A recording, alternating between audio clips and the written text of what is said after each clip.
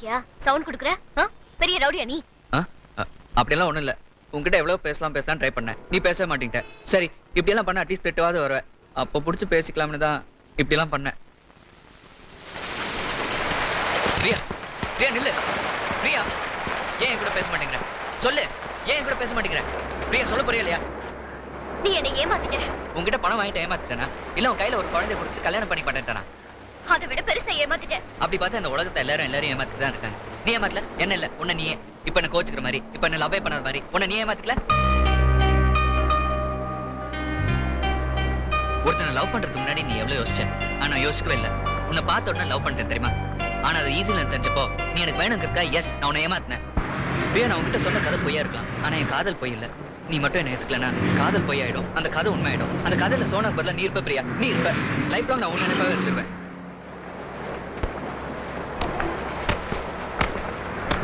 பிரியா, நான் என்ன சொல்றேன்னு புரியுதா?